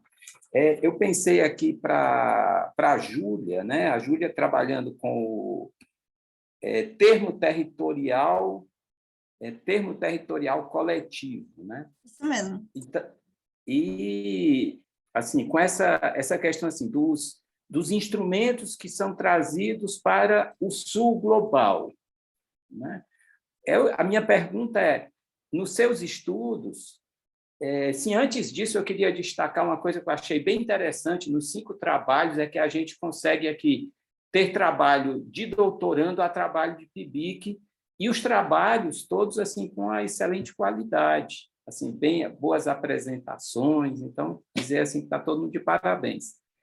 Assim, também assim como que a gente conseguiu ter o Brasil, né, a partir do trabalho da Karina, assim um trabalho mais amplo, mas ao mesmo tempo a gente tem olhares para fora do Brasil, como os casos que a Júlia estudou, e também trabalhos regionais. A gente teve um trabalho do Nordeste, com Marcela lá com Fortaleza, a Suene com o Centro-Oeste, a Júlia com o Sul, lá com o caso de Chapecó, né? E o trabalho do Altimar aqui com a realidade de São Paulo. Mas então, Júlia, eu queria te perguntar, assim, quando você fala do TTC, né, do Community Land Trust, a gente sabe também do caso das UCs e das ACs, trazidas do planejamento dos instrumentos urbanísticos da França. Mas, assim, na tua pesquisa, o que é que o Sul Global tem também como contribuição? Entendeu? Assim, até que ponto... Porque, muitas vezes, esses instrumentos eles vão ter uma dificuldade no sentido que as nossas normas, né, a nossa legislação, ela traz alguns empecilhos. Seu trabalho, você até destaca isso. Então, assim, o que é que a gente tem também para oferecer? Assim, passados 20 anos de regularização fundiária, a partir do Estatuto da Cidade, houve alguma experiência positiva? Talvez não seja nenhuma pergunta para você responder, mas uma questão que eu fico levantando para você, como PIBIC, refletir. Tá certo? O Sul Global, ele precisa de... É importante que haja um diálogo entre nós que compomos o Sul. O Estatuto da Cidade foi referência para Bangladesh, como lei federal. Então, para a gente entender assim, que o Sul Global também tem muito a transmitir. O trabalho da Karina também, assim, como ela disse, é uma revisão, né? Se ela está numa construção teórica. E aí, Karina, eu fiquei pensando, no seu trabalho, você reúne tanto situações que tratam de regularização fundiária, né? A financiarização, pensando a regularização fundiária, mas a financiarização também pensando a provisão habitacional de interesse social. Tá? Então, a minha questão seria de que maneira essa insegurança de posse que você comentou aqui, deixa eu pegar aqui que eu tinha anotado mais direitinho.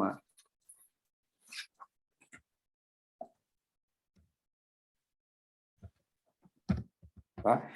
Assim, se você conseguiu aprofundar alguma coisa com relação à situação de endividamento e inadimplência, considerando políticas habitacionais voltadas para a população de baixa renda ou para a habitação popular de mercado, como no caso do PAR e do programa Minha Casa Minha Vida, e também a partir do que você traz lá com o Mistério do Capital, do Hernando de Soto, né?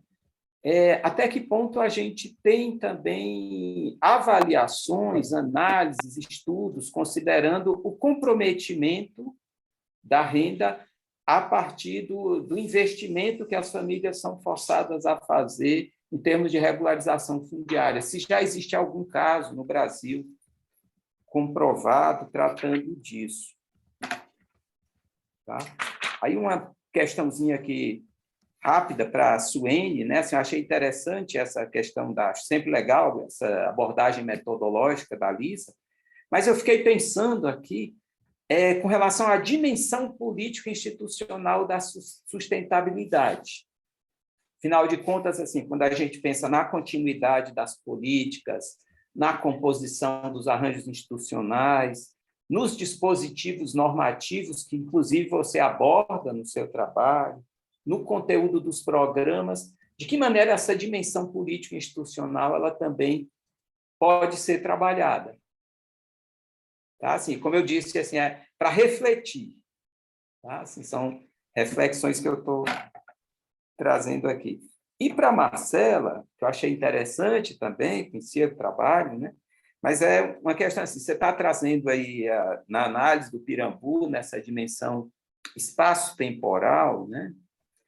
Que eu fiquei pensando, Marcela, o que é que a gente tem nesses períodos que você coloca, se existem rupturas, ou se nesse conjunto de resultados, de desdobramentos, de políticas, né, de políticas urbanas, eu acho que seria interessante, inclusive, você esclarecer melhor também o que seria uma política urbana, tá? Assim, do que ela a que ela está trazendo, porque muitas vezes o impacto da política urbana sobre o Pirambu é um impacto negativo, é justamente por ele não ter sido incluído na política urbana.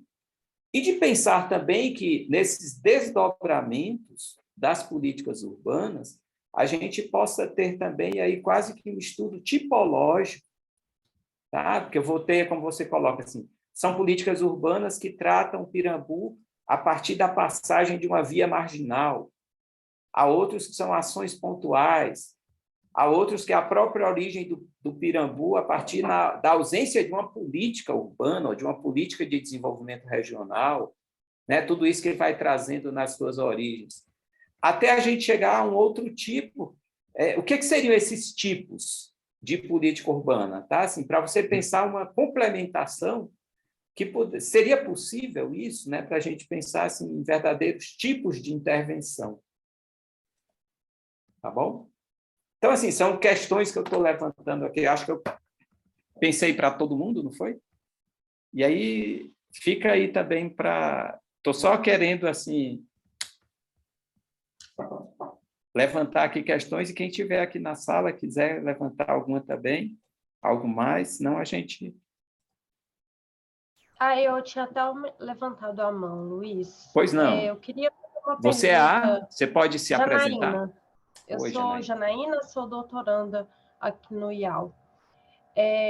Eu queria levantar um pouco sobre a questão fundiária, mais sobre a questão, na verdade, jurídica lá do Cantinho do Céu.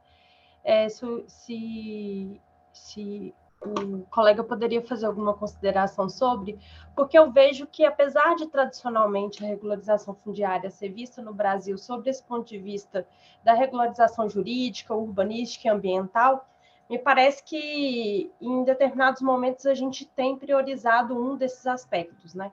Então, durante o Favela Bairro, a gente teve uma priorização da regularização urbanística, mas a distribuição de títulos de propriedade ficou muitas vezes em segundo plano, né? E agora, com a nova legislação a partir de 2017, parece que a gente tem mudado um pouco o viés, né, de ação e voltado muito mais para uma regularização jurídica de distribuição de títulos de propriedade, muitas vezes com caráter não coletivo, né, o que eu vejo que é um grande problema, porque a questão da irregularidade ele é um problema coletivo. Então, eu queria entender dos colegas que apresentaram como vocês veem nessas abordagens que vocês trouxeram a conjugação dessa necessária regularização urbanística para a melhoria infraestrutural dessas áreas irregulares que são historicamente desfavorecidas em relação à cidade formal, e também a questão da regularização jurídica, se essas duas coisas têm andado em conjunto ou não, em cada caso que vocês apresentaram. Beleza, Janaína, obrigado. Podemos começar pela ordem de apresentação? Por mim pode ser. Eu vou tentar responder de uma maneira meio geral, porque são algumas respostas vão ser meio encadeadas, né? Viu, Altimar? Nós temos 27 não. minutos. Nós temos 27 minutos, então só assim para a gente... Eu vou tentar ser... Tem pelo menos 5 minutos para cada um. Tá. Bem, então, na verdade, vou tentar, então, fazer um apanhado geral. No caso das remoções no Cantinho do Céu, a ideia, como já o programa Guarapiranga previa, aquela questão da regularização, né, de assentamentos, reurbanização de favelas, a ideia, como eu coloquei, que está previsto lá no os próprios autores do projeto e as pessoas que foram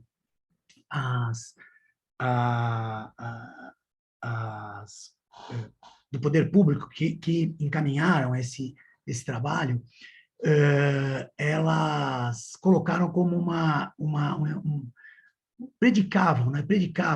Se preconizou que se buscasse fazer o mínimo de remoção possível. Portanto, as remoções que foram feitas, elas estavam basicamente em áreas de risco muito grande e que não poderiam receber implementação de infraestrutura, ou de saneamento, ou mesmo de infraestrutura viária, uma vez que estavam quase dentro do reservatório. Então, basicamente, se tirou, de fato, eu tirei da apresentação, eu tinha uma plantinha que tinha perdeu-se, né, isso na minha limpeza para fazer uma apresentação mais enxuta, tinha, de fato, uma planta que mostrava a área que foi removida, né? Na verdade, foi uma carta convite, se eu não me engano, tenho quase certeza, porque inicialmente foi feito acho que um concurso interno e no final quem desenvolveu o projeto foi o pessoal do Boldarini. Quanto ao financiamento, né, a ideia é buscar, no caso dessa transferência vamos dizer, de replicabilidade, né, a ideia é buscar no poder público grande parte desse dinheiro, uma vez que já existe no plano regional, assim como no plano diretor e depois no plano regional, existem ações previstas na bacia do Aricanduva e nas bacias dos afluentes, né? Tanto no Caguaçu quanto no Rapadura. Obviamente que, por exemplo, no próprio parque, existe um parque linear que ele foi feito só um pequeno trecho, mas existe como parque a ser implementado. O metrô está tendo uma ampliação e ele passa pelo meio do território do Aricanduva. Então, também tem ações do próprio metrô. Então, isso dá para buscar essas maneiras de financiamento, né, em conjunto aí, né, tanto do governo do estado quanto do governo municipal. Bom, a ideia aí da questão da replicabilidade também é buscar, assim, há diversas simetrias entre o Cantinho do Céu e a Bacia do Aricanduva, né? A gente, então, fez algumas reflexões sobre essa ideia de buscar as experiências que foram conquistadas lá no Cantinho do Céu, do ponto de vista de ações locais, para uma aplicação sistêmica. No caso da bacia do Aricanduva, se nós pensarmos que essas ações localmente, em cada uma bacia dos seus afluentes, são 23 afluentes, ela poderia, então, trazer, vamos dizer, um benefício para todo o Aricanduva, né? Com relação a essa questão da questão fundiária e da questão de uma abordagem jurídica, para você ter uma ideia, lá no caso do Cantinho do Céu, tanto eu até comentei que havia colisão de questões legais, né? O que preconiza, por exemplo, o Código Florestal, de poder ou não poder usar, de poder ou não poder regularizar, né? Então, lá também houve alguns pactos, né? Então, na verdade, quando você faz esse tipo de ação, acaba que você tem que fazer alguns pactos. Esses pactos, depois, eles podem se tornar entraves jurídicos ou eles podem se tornar exemplaridades a serem depois inseridas também como jurisprudência. Então, eu acho que é uma questão difícil assim de ser discutido em pouco tempo, mas, bom...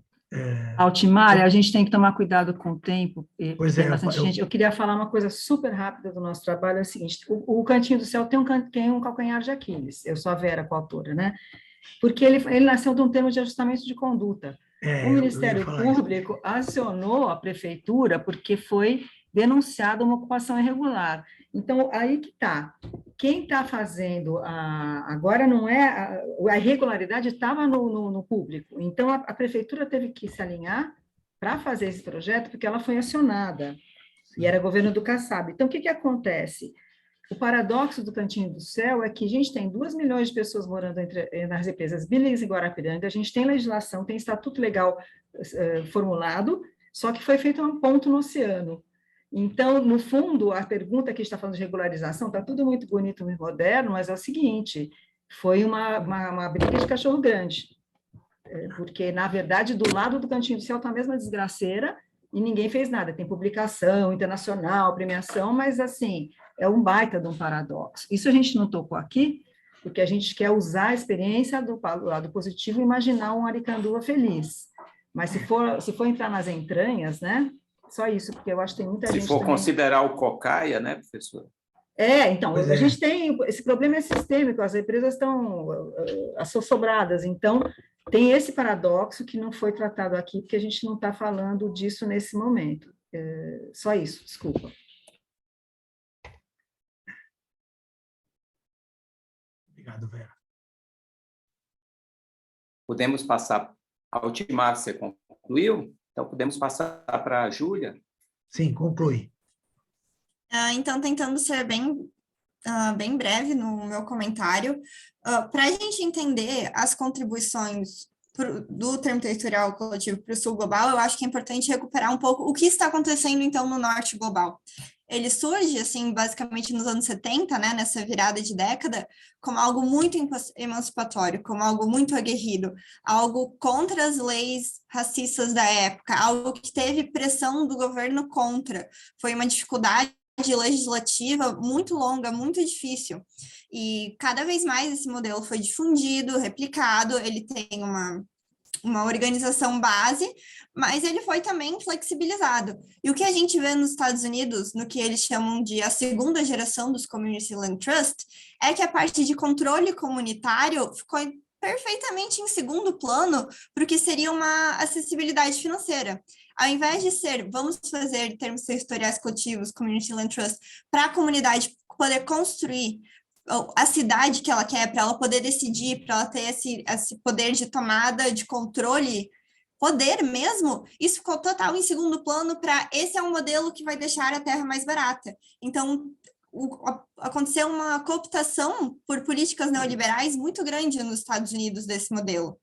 E quando a gente vem para o sul global, os casos que a gente observa têm muitas diferenças. Primeiro, uma diferença muito, muito gritante em escala, porque lá o que só acontece é em pequenos bairros, acontece em prédios, às vezes, muito comumente, e aqui a gente tem, tipo, grandes favelas, assim, uma escala incomparável, como a gente vê, tem projetos da comunidade catalisadora para tentar implantar isso nas favelas do Rio de Janeiro, que são, assim, tipo, nos maiores casos de escala são aqui, e como, por exemplo, o caso da Bolívia, o caso de Porto Rico, são projetos muito aguerridos, são projetos que priorizam o controle comunitário, tem esse resgate do espírito inicial do que era para ser um Community Land Trust, do coletivo, né, que está no termo.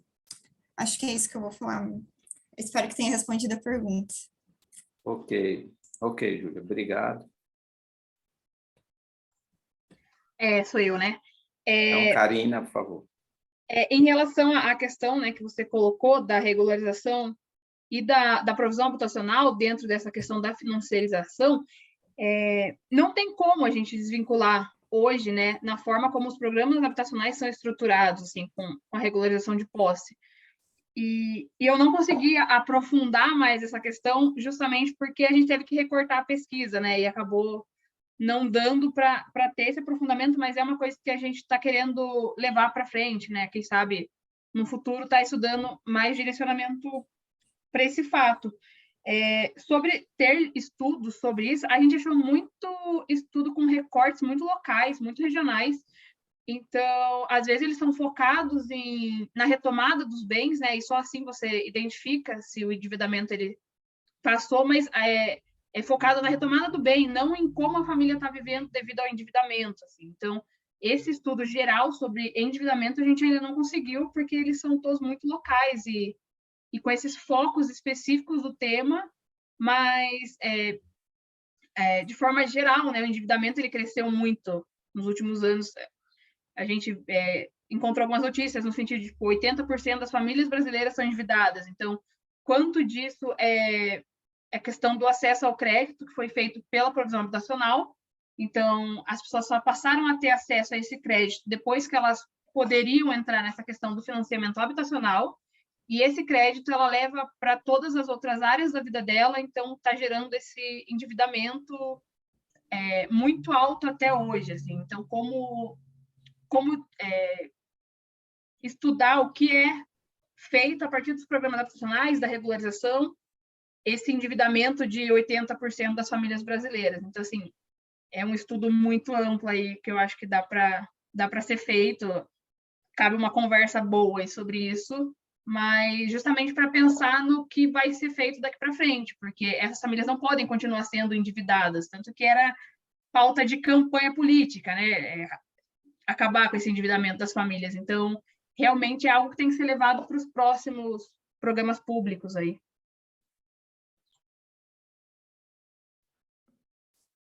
Beleza, Karina. Obrigado.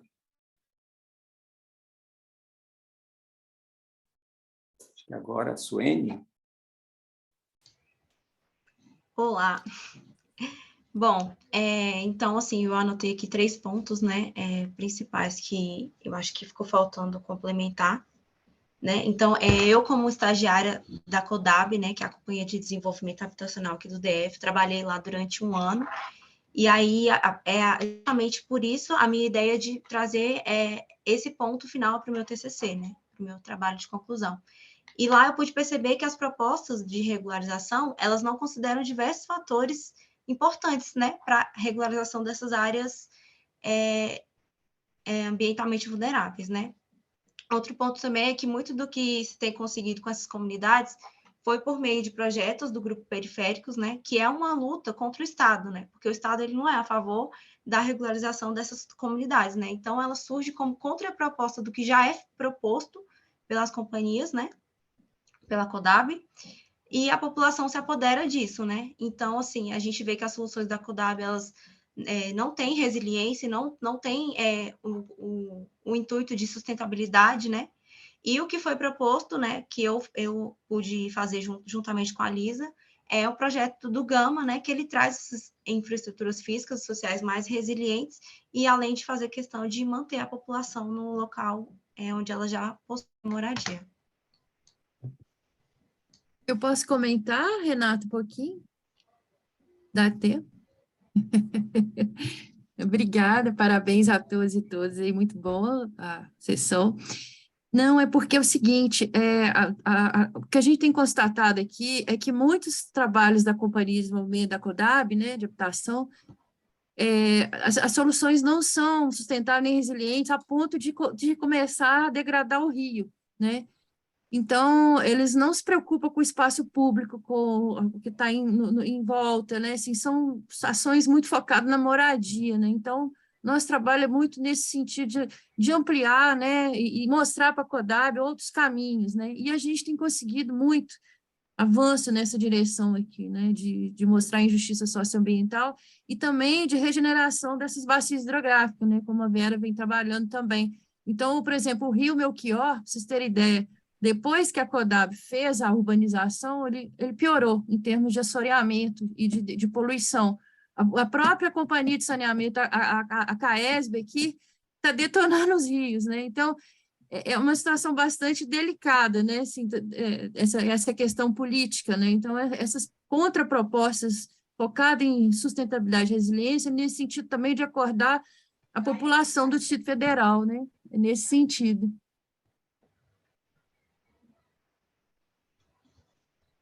Inclusive, Lisa, nesse sentido que eu tinha comentado, assim, a dimensão político-institucional da sustentabilidade, né, de como a gente consegue justamente chegar junto às instituições, chegar junto a interferir nos instrumentos, nos dispositivos normativos, nos arranjos, né, que é uma dimensão também das mais importantes que eu sei do trabalho de vocês. Assim, eu quis mais levantar aqui a bola para a gente não deixar essa questão passar. Tá joia? Mas você sabe que eu assim, sou fã aí do trabalho aí do periférico, que é a verdadeira residência, né? Assim, que o povo sai daí tinindo. Obrigada. Isso. E aí podemos passar para a Marcela? Pois pronto, gente. Então, você também bem rápido, né? Assim, né? Começando já dessa parte final desses estudos tipológicos, eu achei bastante interessante, na verdade, né? Porque é isso, assim, eu acho que a nível da construção teórica, né? Dentro desses estudos que a gente faz, eu acho que essa questão de procurar entender esses tipos, né? Dentro das políticas urbanas, eu acho que é uma coisa que a gente consegue realmente trabalhar enquanto teoria também, né? E eu acho que converge muito com a ideia do trabalho que eu coloquei no início, né? De tentar entender isso a partir de um paradigma, né? Então, é isso, né? A partir desse estudo de caso, tentar entender dessa forma mais ampla, até porque, né? Como a gente foi colocando ao longo do tempo, são questões que elas se repetem em outros locais, né? A gente vai falando dos grandes projetos urbanos, aí a gente tem outros locais, a gente vai falando sobre a questão das próprias remoções, né, e como isso periferiza a moradia, isso vai entrando em outros aspectos, enfim, né, da dimensão dos estudos que a gente tem feito, mas aí eu acho que é isso, né, conseguir encontrar essas convergências nesse próximo passo, né, talvez, e aí essa questão, inclusive, das rupturas e das continuidades, né, é interessante porque essa análise eu fiz principalmente, apesar de ter feito em todo o processo, no processo como um todo, ela ficou mais clara no final, né? Porque teve essa grande mudança que eu acho que converge muito com o cenário nacional de mudanças, né? Do Estatuto da Cidade, da elaboração de um plano diretor participativo, enfim, e que convergiu especificamente nessa mudança do que é esse projeto, né? De um projeto da Costa Oeste que era assim, para um projeto do Vila do Mar que era de outro jeito. E aí a gente chega ainda dentro desse projeto Vila do Mar com toda uma descontinuidade até hoje, né? Que é isso, ele não está finalizado. Ele ainda é pauta de reunião do Conselho Gestor, né? Então, por mais absurdo que pareça, né? É um fato, né? E aí eu acho que era um pouco disso, assim, realmente, só pensando nessas questões, né? E o quanto realmente essas rupturas e descontinuidades realmente influenciam nessas ações, né? Sejam realmente no abandono de determinadas ações, determinadas obras, porque essa do orçamento participativo, por exemplo, teve obra no Bom Jardim que foi abandonada, né? Seja nessas mudanças, que aí podem ser boas ou ruins, né? Dependendo de como for essa continuidade. Mas acho que era mais ou menos isso assim, que tinha para falar. Obrigada, gente. Obrigada, professor. Obrigado, Marcela. Assim, só complementando aqui, né, que o Pirambu, né, chamado Grande Pirambu, acho que ele hoje em dia, se houver essa questão do G20 das favelas, né, assim, o tamanho do Pirambu, assim, a complexidade dessa área é enorme, né, assim, ao ponto de colocá-la realmente como área de destaque nos estudos sobre a favelização nas cidades brasileiras, né? Uma favela que ela abrange 3 bairros, né? Na verdade. Então, assim, é uma favela iniciada, acho que ainda no século XIX. Então, o acúmulo, né, de questões, assim, a complexidade que se tem nessa área, né, que eu acho que justifica demais aí esse trabalho que a Marcela apresentou. Estou falando isso assim, porque como eu sou de Fortaleza, eu conheço, e talvez para quem está aqui assistindo a apresentação, talvez não tenha essa dimensão, né, do tamanho do problema, né, como a Marcela falou aqui, até das evidências que se tem de uma das coisas terríveis na história da urbanização das cidades no Ceará, que é a presença dos campos de concentração, né? Que é uma das origens assim, dos retirantes da seca, que antes, quando vinham, ficavam retidos nesses campos, e que um dos campos é exatamente a origem, inclusive, uma das origens, né, do Pirambu. Mas legal, Marcela, parabéns também pelo avanço do seu trabalho. Gente, nós ainda temos 5 minutos, não sei se ainda Alguém tem alguma questão, algum comentário a fazer? Ou a gente já está na hora aqui dos agradecimentos, dos parabéns? Leopoldo, a gente já vai... 16 horas já começa o outro, não é isso? 16h30, a gente tem um café. Ah, tem um café. Ah, que Um bom. café. Eu queria falar uma coisinha que Por você favor, levantou, Luiz. Eu acho que a questão do sul global, ela nos atravessa, e quando você levantou, a Júlia levantou isso, assim, eu acho que a gente está mergulhado até a última raiz do cabelo, e eu acho que, assim, você perguntou para a Júlia a qualidade, né, disso. Eu acho que tem um monte de especificidades, mas, assim, eu acho que uma das qualidades é o que a Lisa falou. Nós estamos na resistência e na insurgência. Nós estamos inventando metodologias de chutar a porta do Estado, porque o Estado nosso, até agora, recentemente, tinha quase implodido, e agora a gente está com a perspectiva que possa voltar a existir um Estado, que o outro nem chama de tal coisa. Mas eu acho que a nossa qualidade é a capacidade de construir insurgências imprevistas, porque na desgraceira nascem coisas, né, insuspeitas. Eu acho que é isso que nos une, e tem muita criatividade e até alegria nessas coisas. Isso é uma coisa muito subjetiva que estou falando, mas só para não esquecer isso que você falou, que me pareceu muito oportuno como uma linha que alinhava aqui todos nós. Concordo, professora, né, que assim, as práticas, né, que a gente teve no Brasil, eu digo assim, eu acho que até além das práticas de resistência, da gente também buscar perceber as dificuldades das tentativas locais, por que elas não deram certo. É a partir da compreensão das tentativas locais que a gente consegue entender o lado contrário às resistências, né? Assim, quem está buscando a manutenção desse status quo, a gente vai encontrar essas respostas percebendo o que está acontecendo nessa parte do sul global, né? E assim, até o tamanho do Brasil, né? A diversidade regional, que muitas vezes, também por isso que eu achei tão interessante essa mesa, né? Assim, a diversidade que a gente tem, e os estudos sobre a questão fundiária, sobre a questão da favelização no Brasil, ele traz justamente isso, né? O quão complexo, o quão rico são as nossas experiências para que a gente possa entender o papel dos arranjos, as dificuldades de que dispositivos normativos pensados nacionalmente, eles vão ter uma enorme dificuldade de serem implementados quando eles passam para o nível local. Né? Alguém mais?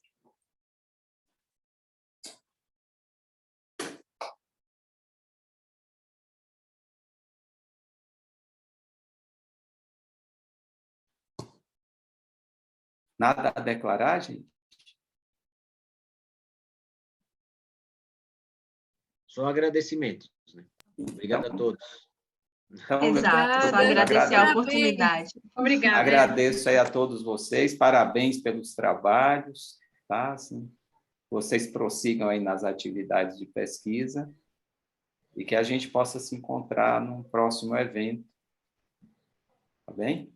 Obrigado. Certo. Muito obrigada. Obrigada, boa tarde a Sabe o todos. que é legal falar? Que a Suene é da periferia e luta pelo próprio bairro dela, né, Suene? Assim, então, isso aqui é bacana, assim, uma cotista, né, lutando por uma mudança, né? Muito bom. Parabéns, sucesso. Obrigada, gente. Tchau, Boa tchau. tarde. Obrigado. Tá? Tchau, gente. Até uma próxima vez. Tchau, Prazer, gente. Luiz. Parabéns, Prazer, Suene. Leopoldo. Prazer a todos. Tchau, tchau. Prazer. Até amanhã tem mais. Acho que ainda agora, né, vai ter mais uma sessão. Tchau, tchau. Tchau, tchau.